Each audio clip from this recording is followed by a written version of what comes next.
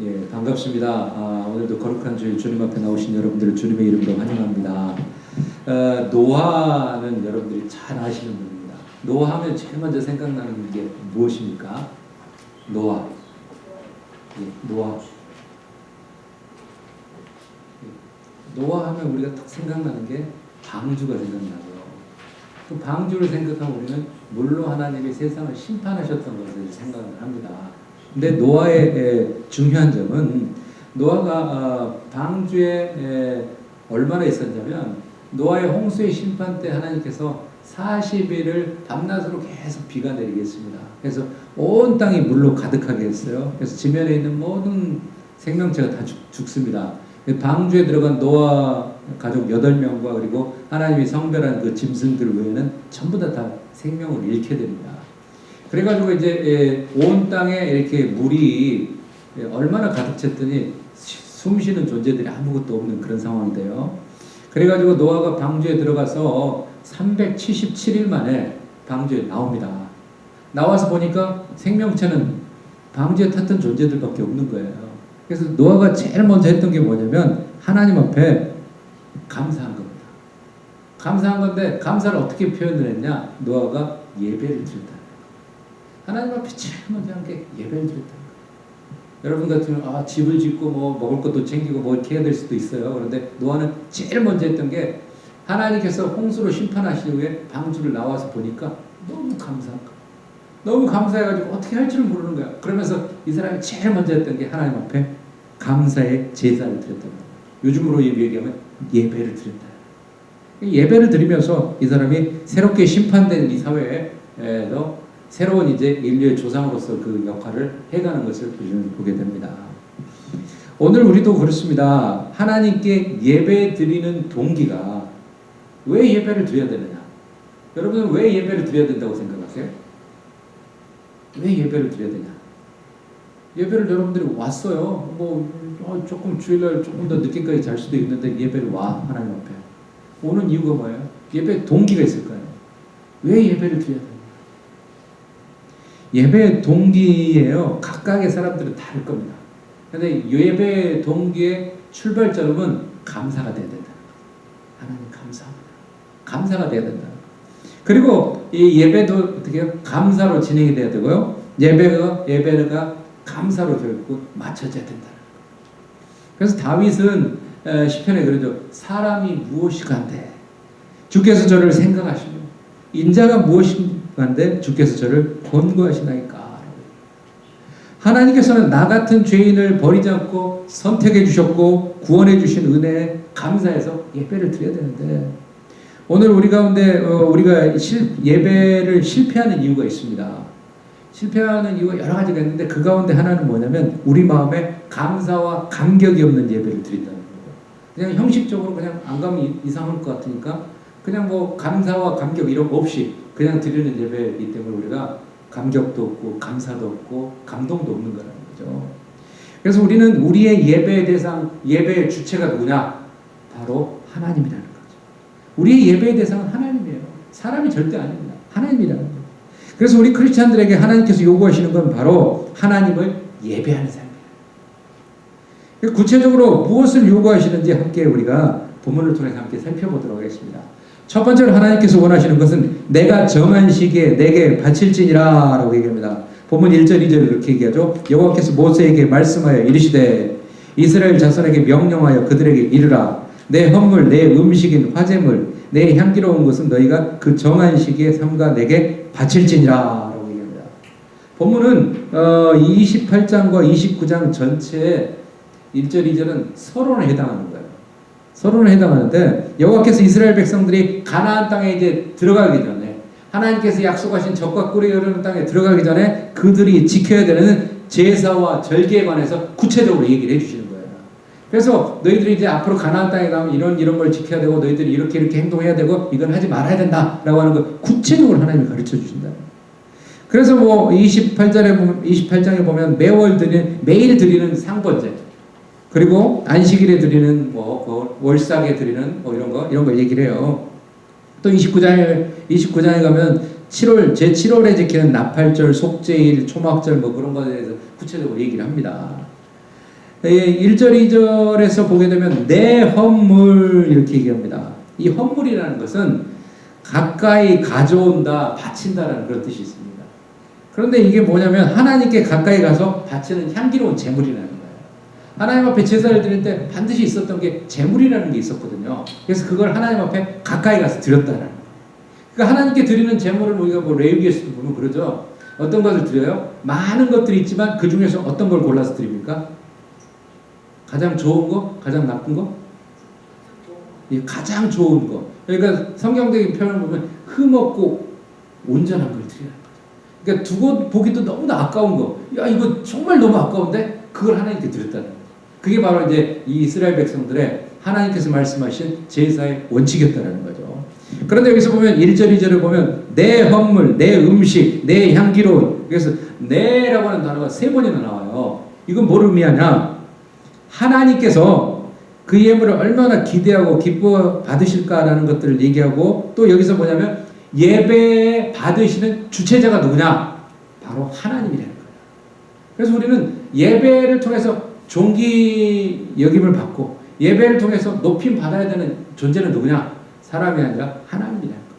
그래서 우리는 하나님이 바로 예배의 주체다라고 하는 걸 우리 잊지 말아야 된다는 거예요. 히브리서는 또 이렇게 얘기합니다. 히브리서 10장 모이기를 패하는 어떤 사람들의 습관과 같이 하지 말고 오직 권하여 그날이 가까움을 볼수록 더욱 그리하자. 체코예요. 예전에 지금은 이제 조금 이제 체코와 슬로바키아가 나눠졌고 옛날에 체코슬로바키아라고 해서 공산 국가였잖아요. 그때 체코에 있는 그 제가 잘 아는 선교사님 얘기가 그래요. 그 선교사님 얘기가 체코가 예전에 그 기독교가 굉장히 많이 발달했었는데 체코슬로바키아라는 그 공산 정권이 되면서 기독교가 너무 박해가 돼가지고 기독교인들이 많이 없어졌대요.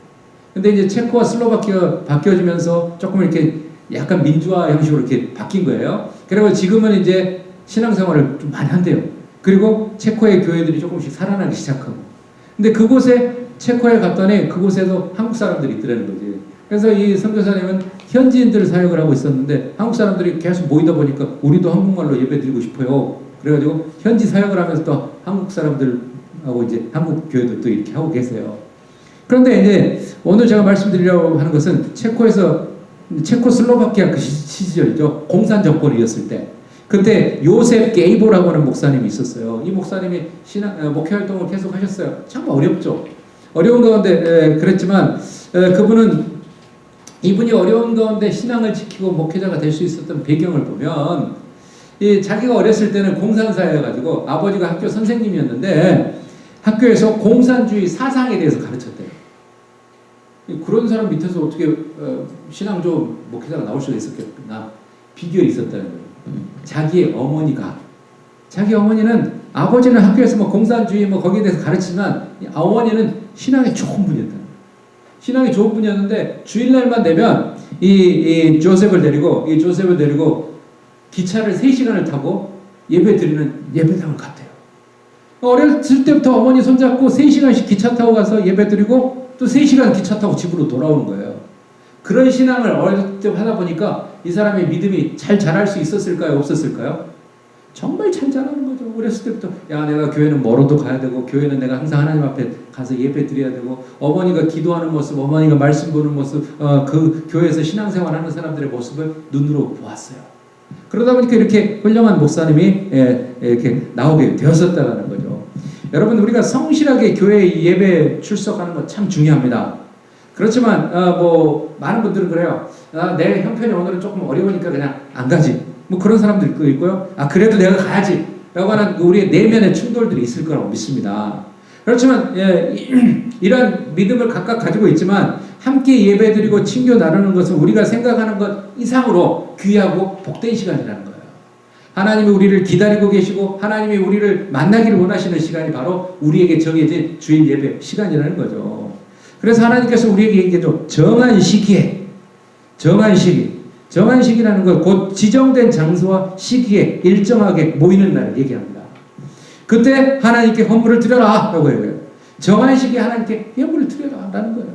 그래서 정한 시기에 삼가 내가 바칠지니라 라고 말씀합니다. 그래서 하나님은 가나안의 땅을 이렇게 점령하는 것을 앞에 두고 있는 그 상황에서 이스라엘 백성들에게 가장 빠지기 쉬운 죄가 뭐냐면 바로 다른 신을 따라 섬기는 우상 숭배라는 걸 하셨다. 그래서 하나님은 이스라엘 백성들에게 가장 주의하고 싶은 게 뭐냐면 너희들 다른 나라 사람들이 섬겼던 그 신을 섬기는 거, 우상 섬기는 거, 그거 하지 마라 라고 하는 것에서 너희 하나님은 한 분이시다. 너희들은 하나님께 예배드리며 살아야 된다라는 걸 계속 강조하셨어요. 왜? 빠질 위험이 있기 때문에. 우리가 신앙생활을요 조금만 게을리하다 보면 어느 순간 내가 교회를 가지 않아도 하나님께 예배드리지 않아도 아무렇지 않아요. 우리 코로나 시기를 통해서 많은 것을 느꼈어요. 그래서 수많은 분들이 얘기하잖아요. 그 장로님, 그 권사님, 그 집사님 그렇게 믿음 좋으신 분인데 코로나 때 완전히 발을 끊더니 코로나가 났고도 코로나가 이제 완전히 끝났는데도 안 나타나. 그러면서 우리가 그러죠. 아이고 그동안 그분은 신앙생활을 하는 연기만 했나 봐. 그런 얘기도 하잖아요. 우리가. 왜? 정말 어려울 때 우리가 신앙생활을 해야 되는 거예요. 정말 어려울 때 하나님 붙잡고 살아가야 되는 거예요. 편하고 좋을 때는 뭐 어느 누구든지 예배 그냥 할 수 있지. 그냥 뭐 가지 라고 하는 거. 심지어 어떤 분은 그런 일이 있었어요. 코로나 시기에 교회를 잘 나오시다 안 나오시는 거예요. 그래서 제가 신방을 갔어요. 왜 안 나오십니까? 라고 했더니 그 코로나 해가지고 밥도 안 주잖아요. 그러더라고요. 저분은 밥 때문에 오셨구나. 혼자 사시는 분이었어요. 그래서 제가 그래서 갈 때마다 음식을 갖다 드리고 막 그랬었는데 저분은 하나님의 영적인 말씀, 영적인 양식이 아니라 육적인 양식 때문에 나왔구나. 그러니까 더 이상 교회가 코로나 때문에 밥을 안 하니까 안 나오는 거야. 그게 이제 그 전에는 몰랐죠. 우리가 친교하니까 그냥 말씀 듣고 예배 드리고 그런 걸로 알았어요. 근데 코로나를 지내니까 그렇더라는 거예요. 항상 빠지지 않고 예배 오고 막 했는 분들이 안 나타나요. 왜 안 나타나요? 코로나 감염 때문에 내가 안 간다. 그러니까 교회를 오지 않아요. 오지 않다 보니까 어느 정도 기간이 지나니까 안 가도 아무렇지가 않거든. 그러니까 안 와버리는 거예요. 근데 심지어는 이런 일이 있었어요. 저희 콜로라도에서 미국 교회 다 문 닫고 해가지고 하는데 그래도 목사님 우리는 예배 드려야 됩니다. 예배 드릴 데가 없는데요. 저희 집 거실에 와가지고 그렇게 예배를 드렸어요. 끝까지 예배 드려야 되겠다는 분들이 있어가지고 예배 드리겠다는데 목사가 안 됩니다 할 수가 없잖아요. 그래서 예배를 드렸어요. 그런데 그 예배가 우리가 뭐 이렇게 막 붙어서 예배를 드리는데 너무 은혜롭더라고요. 왜? 그 자리에 참석하신 분들은 누구를 사모했기 때문에 왔습니까? 우리 하나님을 사모했기 때문에. 하나님을 만나기 원했기 때문에. 간절한 마음으로 왔기 때문에 우리에게 은혜가 되는 그런 시간이었다는 거예요. 그래서 우리 하나님께서 우리에게 그래요. 정한 시기에 하나님 앞에 나오라는 거예요. 정한 시기에. 하나님과 약속된 주일에 나와서 하나님 앞에 예배 드리라는 겁니다. 그래서 우리는 하나님은 사람을 창조할 때 무슨 목적으로 창조하셨냐? 하나님을 섬기도록, 하나님을 예배하도록 창조하셨다. 그래서 우리는 그 하나님의 창조의 목적에 맞게 예배드리는 삶을 살아야 된다는 것을 잊지 마시는 여러분들 되시기 바랍니다. 두 번째로 하나님께서는 매일 상번제를 드려라. 3절 보죠. 또 그들에게 이르라. 너희가 여호와께 드릴 화제는 이러하니 1년 되고 흠없는 순양을 매일 2마리씩 상번제로 드리래. 여기서 보면 여호와께 매일 드리라고 하는데 화제라는 게 나오죠. 화제. 화제라는 건 불화자를 드립니다. 제사를 드리는데 불로 태워서 드린다는. 불로 태우는데 뭘 하나님 받으실까? 불로 태우면 연기가 나잖아요. 그 연기를 흠양하신다는 하나님이. 그러니까 실제적으로 하나님이 내려오셔가지고 그 음식을 뭐 이렇게 드시는 게 아니라 그것을 태워서 온전히 하나님께 드리는 그 향기, 그걸 받으신다는 거죠. 그래서 불살라 드리는 게 바로 화제라는 거죠. 그래서 화제는 번제, 소제, 화목제, 속건제, 속죄제라고 하는 이스라엘의 5대 제사에 다 사용되는 겁니다. 다 사용되는 건데 그러면 이제 5대 제사의 종류하고는 다르게 제사를 드리는 방법이에요. 드리는 방법 중에 불로 태우는 화제가 있고 위로 이렇게 높이 들어서 바치는 거제가 있고 앞뒤로 흔들어서 제물을 하나님께 드리는 요제가 있고 그럽니다. 그래서 그런 제사 드리는 방법이에요. 그러면서 하나님께서 이걸 상번제로 드리라. 상번제로 드리라는 말은 이 원어의 뜻을 보면 올라타미드라는 단어인데요. 이것은 규칙적으로 끊임없이 드리는 예배. 그러니까 하나님은 1년에 내가 한 번만 드리면 얼마나 좋을까라고 생각하겠지만 하나님은 그게 아니에요. 우리가 자주 예배 드리기를 원하신다. 자주 하나님을 만나기를 원하신다. 그래서 하나님께서 우리에게 상번제를 드리라. 그게 이제 뭐냐면 아침과 저녁에 이제 예배를 드리는 건데, 이 습관인데, 이 사람들이 제사를 드리는데 아침에 어린 양 한 마리를 드리고 해질 때 또 한 마리를 드리는 거예요. 그러니까 하나님이 특별히 좋아하셔서 양을 드리라는 게 아니에요. 그 말은 뭐냐면 예배를 자주 드리라는 거예요. 규칙적으로 예배 드리라는 그런 의미가 있다는 거죠. 본문 4절을 볼까요? 어린 양 한 마리는 아침에 드리고 어린 양 한 마리는 해질 때 드릴 것이다. 우리의 날마다의 삶은 경건의 연습을 통해서 지속돼야 됩니다. 그래서 우리가 하루는 기도 세게 하고 한 일주일 쉬어버리고, 또 하루는 기도 열심히 하고 한 달 기도 쉬어버리고, 그런 게 아니라 하나님은 조금씩이라도 규칙적으로 자주 하나님 앞에 기도하고 예배하는 그런 삶을 살기를 원하신다는 겁니다. 그래서 어떤 신앙인은 주일 하루만 예배 드리는 것으로 만족해버리는 분도 있고요. 6일 동안은 막 사는 거야. 그리고 7일째 되는 주일날만 와서 예배 드리는 걸 끝. 그런 사람도 있습니다. 우리의 예배는 지속적이어야 된다. 우리의 삶은 예배하는 삶이고 경건의 연습을 함으로써 주님과 함께하는 삶을 살아가야 된다는 거죠. 그래서 이를 위해서 말씀과 성령의 다스림 속에 내 자신이 죽어지는 게 바로 예배라는 거죠. 예배를 통해서 내 목소리를 내고 내 얼굴을 내고 나를 나타내는 거, 그건 온전한 예배가 아니라 나는 죽이고 나는 없는 거고 하나님만이 높임받는 거, 이게 바로 온전한 예배의 모습이라는 걸 기억하시기 바랍니다. 그래서 말씀과 성령의 인도하심을 따라서 순종하도록, 영에 민감하여 순종함으로써 날마다 예배하는 삶을 살아가시는 여러분들 되시기 바랍니다. 세 번째로는 하나님께서 뭐라고 하냐면 고운 가루에 기름을 섞어 소제를 드려라 라고 얘기합니다. 고운 가루라는 것은 우리가 예를 들어서 밀이나 보리 같은 거 보면 알맹이가 있죠. 우리 쌀도 알맹이가 있잖아요. 그런데 이것을 하나님께서는 제사 드릴 때 곡물로 드리는 제물을 어떻게 하냐면 가루라는 거야. 맷돌 같은 걸 가르는데 아주 그 자체를 구분하지 못하는, 완전히 갈아버린다는 거예요. 여러분들이 쌀가루와 밀가루와 뭐 이런 걸 갈아놨을 때, 갈아놓으면은 한 가지만 놓고 야 이게 쌀인지 밀인지 봐, 그러면 보고만 맞춰봐라 라고 하면 맞출 수 있을까요? 몰라요. 곱게 갈아놓으면 모릅니다. 그런데 쌀과 밀을 이제 갈아놓은 걸 이렇게 놓고 두 가지를 놓고 보면 잘 아시는 분은 구분을 해요. 그러나 우리가 그 알맹이를 완전히 형체가 없게 갈아버리면 그 존재를 알 수가 없습니다.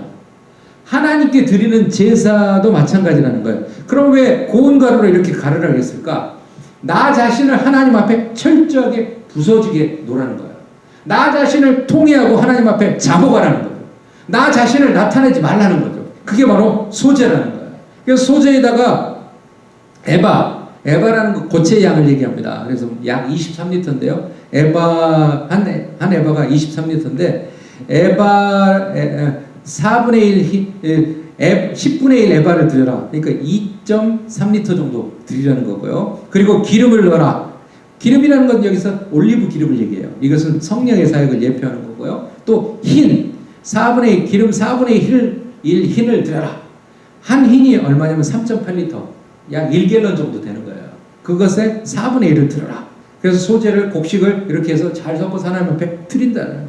그래서 소제는 유일하게 하나님께 드리는 5대 제사 가운데 피 흘림이 없는 제사입니다.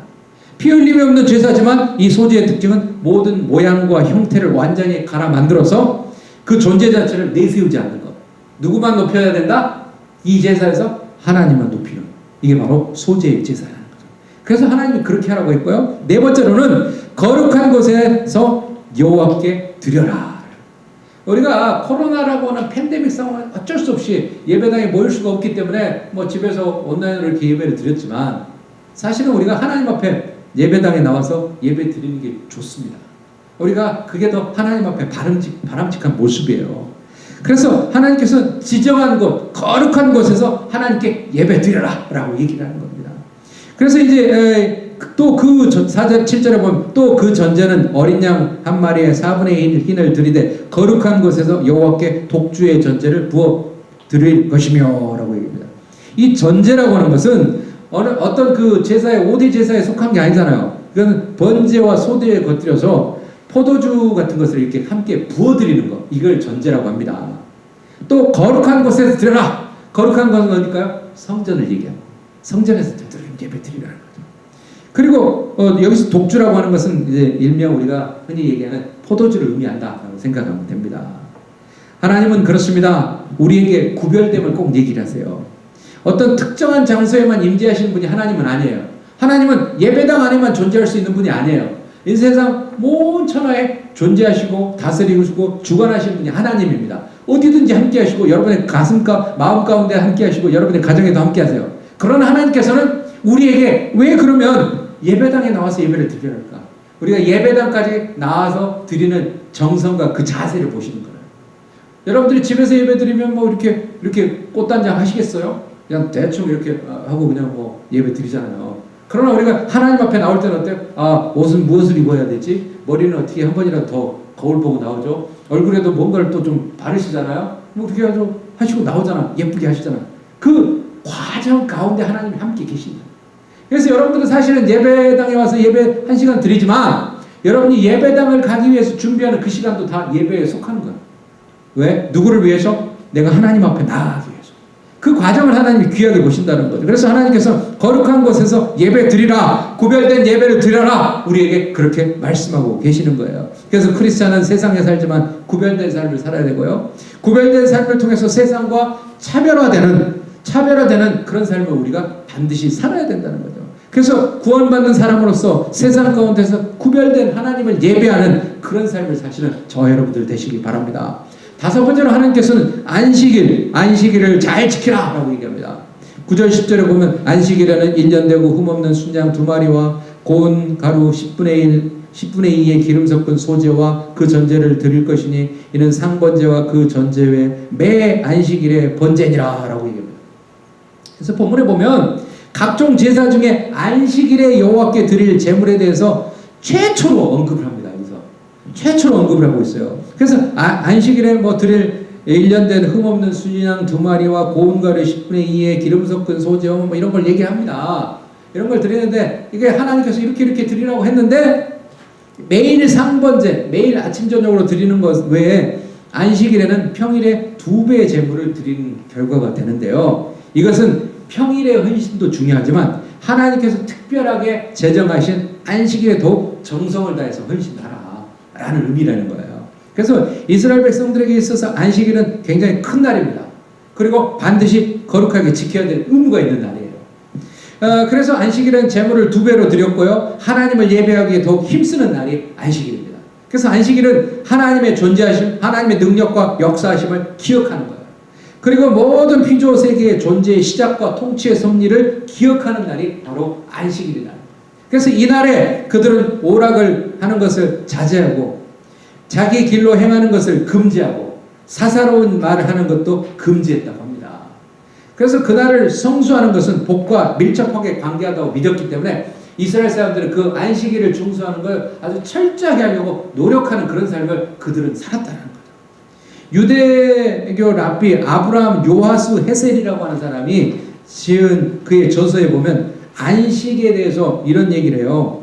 유대인의 안식일에 대해서 이렇게 얘기해요.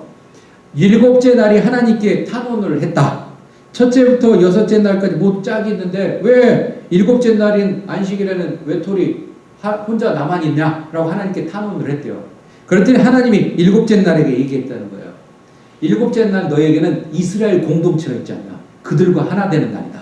그렇게 얘기를 했다는 거예요. 그래서 그 말씀은 신의 산에서 이스라엘 공동체에게 안식일 계명을 주심으로써 이렇게 이루어졌다라고 이렇게 얘기를 하는 거죠. 그래서 안식일이 주일은 아닙니다. 엄밀히 말하면 주일은 아니에요.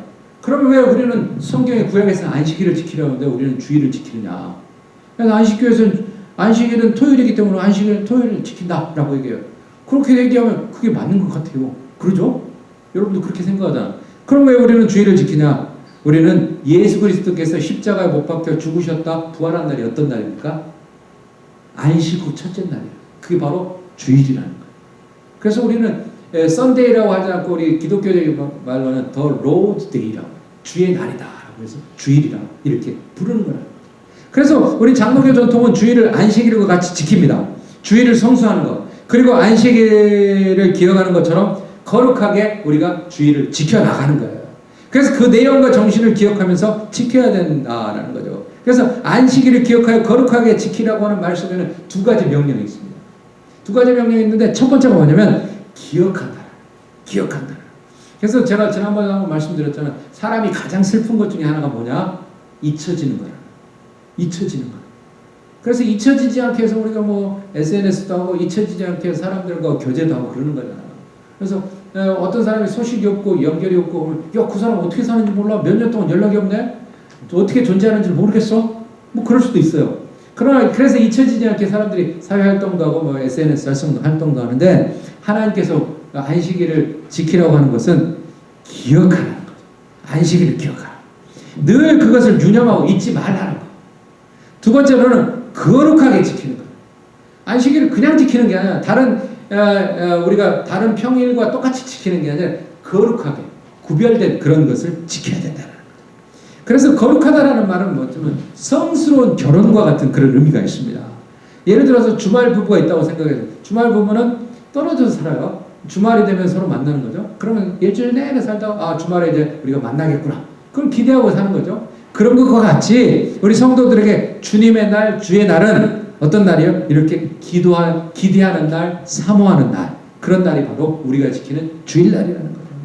지금 우리는 구약의 안식일이 아닌 주일을 지킵니다. 그 이유는 예수님이 부활하신 날이기 때문이라는 거예요. 날은 달라도 정신은 안식일의 정신과 같다는 거죠. 그래서 우리는 예수님의 부활을 기억하면서 즐거워하면서 소망 중에 감사하며 주일을 잘 지켜야 된다는 걸 기억하시기 바랍니다. 마지막 6번째로 매월 첫날에 예배를 드리라. 매월 첫날에 수송아지 2마리와 순양 1마리와 1년 되고 흠없는 순양 7마리로 여호와께 번제를 드리되. 여기서 초하루라고 하는 거, 이것은 뭐냐면 너의 달들의 시작. 그러니까 매달 첫 번째 날 얘기하는 거예요. 그래서 우리가 뭐 한국에서 많이 그렇죠. 월삭 기도회. 그러니까 첫날에 한 달이 새롭게 시작하는 1일날 그때 우리 다 모여서 하나님께 예배드리자. 그게 이제 초하루 기도예요. 다른 날은 우리가 새벽 기도도 못하고 하지만 그날은 한번 드리자라고 해서 그렇게 해요. 그러니까 우리가 이제 사회가 바빠지고 뭐 이렇게 하다 보니까 1일날이 꼭 토요일이나 뭐 이렇게 좀 우리가 좀 한가한 날이면 좋은데 일 가야 돼. 그럼 안 되니까 우리가 바꿔서 하는 게 뭐냐면 매달 첫 번째 토요일을 우리가 하나님 앞에 전교인으로 새벽기도 드립시다 하고 해가지고 제가 하고 있는 게 전교인 새벽기도라는 거예요. 그러니까 우리가 한 달의 시작을 하나님께 드린다는 그런 의미가 있다는 거예요. 그래서 이 초하루가 우리가 굉장히 성경적이라는 거예요. 그래서 우리는 상번제 외에 하루에 2번 드리는 거 외에 세 종류의 번제물을 드리는데 초하루에 뭐 수송아지 드려라, 순양을 드려라 뭐 이런 것들이 있어요. 그러나 중요한 것은 우리가 이 새로운 달을 하나님께 예배드리면서 시작한다. 그래서 우리가 뭐 그러죠. 개업식을 한다, 사업체를 연다 그러면 제일 먼저 하는 거 뭐예요? 우리 뭐 돼지 머리 놓고 뭐 절하고 뭐 그런 사람이 있지만 우리 믿는 사람은 뭐 합니까? 안 믿는 사람들도 자기들 제사 지내는데 우리도 제사 지내야 돼. 누구한테? 하나님께. 그게 바로 개업 예배다. 그런 거예요. 우리가 새로운 집에 이사 가서 예배를 드려요. 안 믿는 사람들은 무속적인 뭐 이런 거 많이 해요. 뭐 부적도 많이 갖다 붙이고 뭐 동태 머리도 뭐 갖다 놓고 뭐 이렇게 막 북어도 놓고 뭐 별거 다 해놓더라고요. 실제적으로 중국에 가니까 이 사람들은 복자를 써놓는데 빨간 것에다가 써가지고 뒤집어서 붙여놨더라고요. 그래서 왜 저걸 뒤집어서 붙였지? 잘못 붙였나 보다 했더니 그 현지 선교사님이 그러는 거예요. 중국 사람들은 빨간색을 좋아하고 빨간색이 귀신을 물리쳐준다는 의미도 있는데 복복자가 왜 뒤집어지게 하냐? 복이 자기 집으로 이렇게 쏟아져 들어오기를 원해서 그렇게 한대요. 그래서 각각의 의미들이 있다는 거예요. 안 믿는 사람도 그렇게 해. 그럼 믿는 사람은 뭐 해야 돼요? 새로 집을 이사 가면 우리는 이사 예배 드리는 거예요. 우리가 하나님 앞에 예배 드리는 거예요. 먼저 하나님 앞에 예배 드리는 그런 삶을 살라는 의미가 바로 첫날에 하나님께 예배 드리는 거예요. 처음에 우리가 하나님께 예배 드린다는 거예요. 그래서 우리는 초하루에 드리는 예배는 지난달의 죄를 용서받고 하나님과 화목하게 되는 그런 의미가 있다는 거죠. 그리고 번제를 통해서 다시 시작하는 새로운 달에 하나님께 거룩하게 구별되게 살겠다라고 다짐의 의미가 있다는 게 초하루의 예배라는 겁니다. 그래서요, 우리는 그런 것을 통해서 하나님과 가까워지고 이렇게 속죄제를 통해서 하나님과 화해할 수 있는 그런 날이 바로 초하루의 예배라는 겁니다. 예배는 정하신 때에 드려야 됩니다.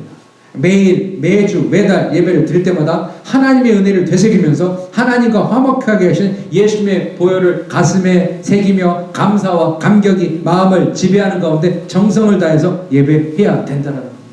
사랑하는 성도 여러분, 교회의 기초는 믿음의 고백 위에 있습니다. 그러나 교회의 성장은 주님께 맡길 때 가능한 거예요. 교회의 주인은 하나님이십니다. 주님께서 내 교회를 세우시겠다고 말씀하셨기 때문에 교회를 전적으로 움직이는 분은 바로 하나님이십니다. 다만 우리 공동체의 지체로서 우리는 그리스도의 몸된 교회를 향해서 사랑과 순종과 그리고 신뢰함으로 주님 앞에 나아가는 것. 교회가 언제나 주님을 앞에 세우고 나아갈 때 평안할 수 있다는 거예요. 아브라함에게 이삭을 번제로 바치라고 했을 때 아브라함은 어떻게 합니까? 밤새 고민해요. 그렇지만 그 다음날 바로 종들에게 얘기합니다. 내가 아들과 함께 모리아산에 가서 예배하고 오겠다. 종들은 밑에 있으라고 가요. 가서 하나님께 예배 드려요. 아브라함은 예배를 드리는데 이 예배가 정말 가슴 아픈 예배일 거예요. 100세에 얻은 아들 이삭을 하나님이 드리라는 거예요. 그것도 산채로 잡아서 번제로 불러 태워서 드리라는 거예요. 갈등할 수 있는 상황이었지만 밤새 갈등하고 이는 결정합니다. 주신 분도 하나님이시고 거두시는 분도 하나님이다. 그런 마음으로 이삭을 드리려고 했다는 거예요. 그 이삭을 드리려는 그 믿음을 보시고 하나님이 아브라함을 축복하셨습니다. 여러분, 우리가 드리는 예배가 바로 특별하게 은혜라는 걸 잊지 말아야 됩니다. 예배를 통해서 우리는 하나님의 축복을 누리는 겁니다. 예배를 드리고 싶어도 드릴 수 없는 이들이 아직도 많이 있다는 걸 안다면, 죽음 이후에 아무런 희망이 없었던 지난날의 허무한 삶을 기록한다면 우리의 예배 자리를 우리는 가볍게 여길 수 없을 겁니다. 하나님의 사랑이 가슴 깊이 담겨 볼을 타고 흘러내리는 눈물이 되는 예배, 하나님의 말씀이 머리와 양심을 두드려서 옛사람의 우상이 철저하게 깨지는 예배, 하나님이 원하시는 우리의 영혼이 살아나는 예배의 회복을 위해서 기도하시면서 항상 변함없이 하나님을 예배하는 그런 삶을 사시는 저와 여러분들 되시기 바랍니다.